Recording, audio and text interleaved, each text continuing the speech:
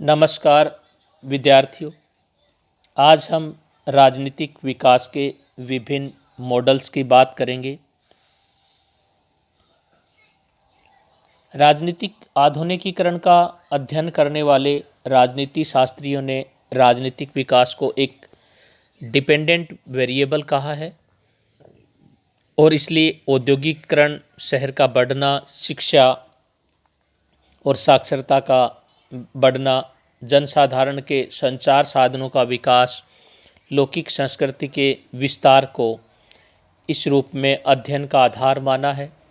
स्वतंत्र परिवर्तियों में आधुनिक अधिकारी तंत्र का विकास, एक प्रकार की राष्ट्र भावना का विकास, राजनीतिक दलों का उदय, राजनीतिक कार्यों में सहभागिता का विस्तार, राजनीतिक पद्धति की क्षमता में वृद्धि एवं राजनीतिक आंदोलनों के प्रचारक जोश में कमी का अध्ययन मोटे रूप में विकास के विश्लेषण में सहायक सिद्ध होता है।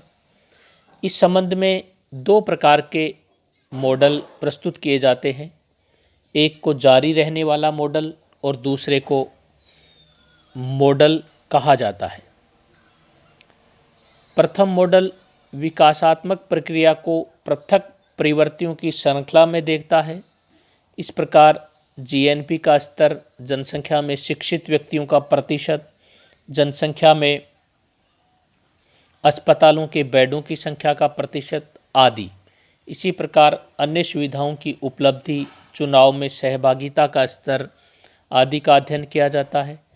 लेकिन इस उपागम में किसी विस्तारपूर्ण सिद्धांत का अभाव है और इसलिए इस उपागम के माध्यम से उचित अध्ययन संभव नहीं हो पाता। दूसरा मॉडल, जो विकास के विभिन्न चरणों पर आधारित है, अधिक लाभदायक सिद्ध हुआ है, क्योंकि इसमें एक स्टेज से दूसरी स्टेज के संक्रमण के लिए स्पष्टीकरण वाले एक ही कारक का प्रयोग होता है तथा आपस में संबंधित कारकों को एक ही विचार के अधीन लाने का प्रयत्न किया जाता है।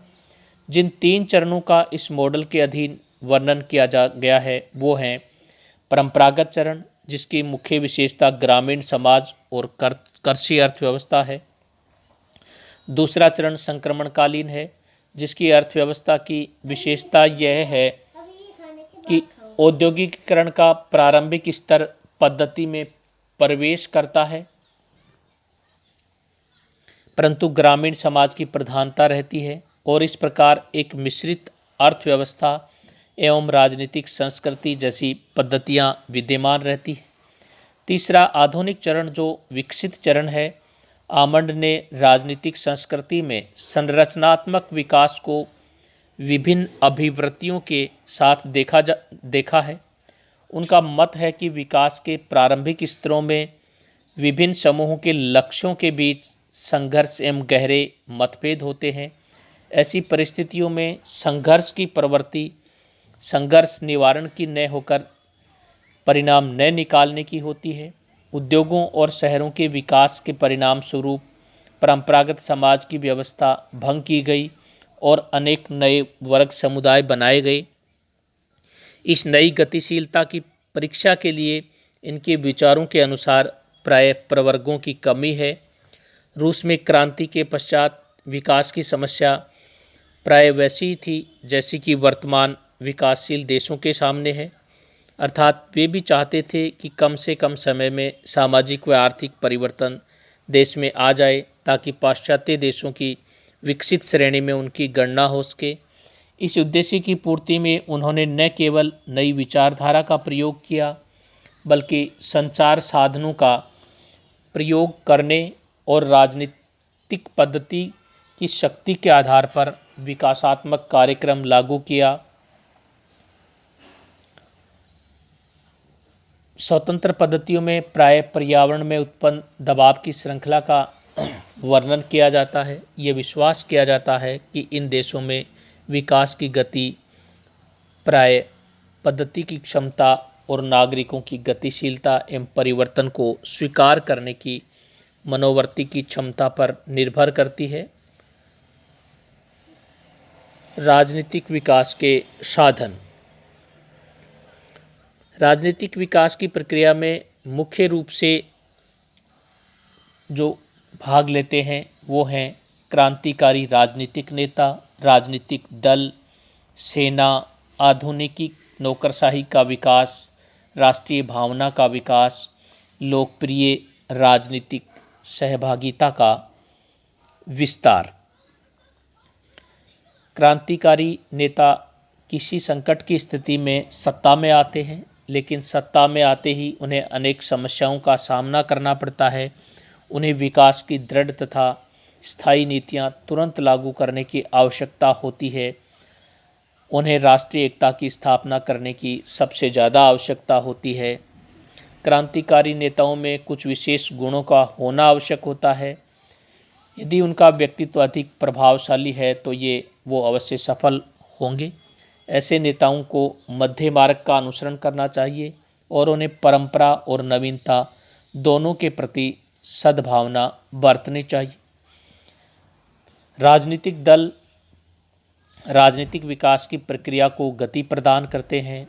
राजनीतिक दलों के माध्यम से राजनीतिक नेतृत्व का विकास किया जाता है। राजनीतिक दलों का महत्व प्रजातांत्रिक व्यवस्था तथा साम्यवादी व्यवस्था दोनों में प्रभावी है। लोकतांत्रिक पद्धति में राजनीतिक दल मतदान का विस्तार कर राजनीतिक सहभागिता के अवसर प्रदान करते हैं। साम्यवादी व्यवस्था में साम्यवादी दल का प्रयोग जनता में साम्यवादी विचारों की प्रतिष्ठा तथा उन्हें साम्यवादी विचारों के अनुरूप संगठित करने के लिए किया जाता है। सेना जब विशिष्ट वर्ग और राजनीतिक दल राजनीतिक विकास को नेतृत्व प्रदान करने में असफल होते हैं तो विकासशील देशों के सामने केवल एक विकल्प रह जाता है कि सेना समस्त शक्तियों को अपने हाथों में ले ले। सेना के हस्तक्षेप से राजनीतिक विकास की प्रक्रिया तेज हो जाती है। किसी भी राष्ट्र के विकास की प्रारंभिक अवस्था में सेना समाज के सर्वाधिक आधुनिक तत्वों का प्रतिनिधित्व करती है। सेना का उद्देश्य राजनीतिक तंत्र को अधिक कार्यकुशल तथा आधुनिक बनाना होता है। विकासशील देशों के शासन को स्थायित्व प्रदान करने का कार्य सेना द्वारा किया जाता है। नेक्स्ट, आधुनिक नौकरशाही। आधुनिक नौकरशाही द्वारा भी राजनीतिक विकास में परिवर्तन की भूमिका अदा की जाती है। नौकरशाही शासन को स्थिरता प्रदान करती है, परंपरागत समाज को आधुनिक परिवेश में लाने का प्रयत्न करती है और कुशल नीतियों के माध्यम से राजनीतिक विकास का पथ प्रशस्त करती है। राष्ट्रीयता की भावना का विकास। राष्ट्रीयता की भावना के विकास और एक राष्ट्रीय राज्य के निर्माण से भी राजनीतिक विकास होता है। राजनीतिक सहभागिता में वृद्धि।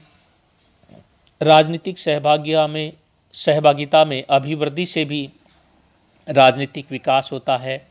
विकासशील देशों में जन सहभागिता पर बहुत अधिक बल दिया जाता है और सहभागिता के आधार पर देश में नागरिकता की स्थिति का पता लगाया जाता है।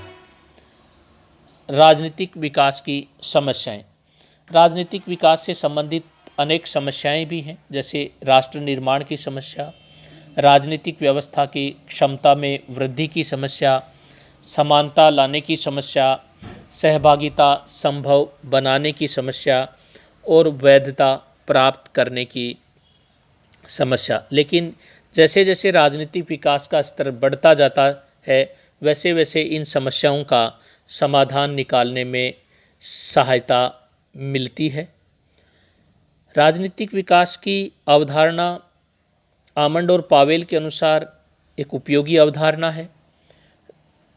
राजनीतिक विकास उपागम तुलनात्मक राजनीति में विशेष उपयोगी है। इस व्यवस्था की अवधारणा राजनीतिक विकास की अवधारणा से तुलना करने में सहायता मिलती है। इससे राजनीतिक व्यवस्थाओं के राजनीतिक अतीत और भविष्य में जिन समस्याओं का सामना करेंगे उसके वर्गीकरण में भी सहायता मिलती है और राजनीतिक व्यवस्थाओं के बारे में सामान्यकरण करने में सहायता मिलती है। धन्यवाद।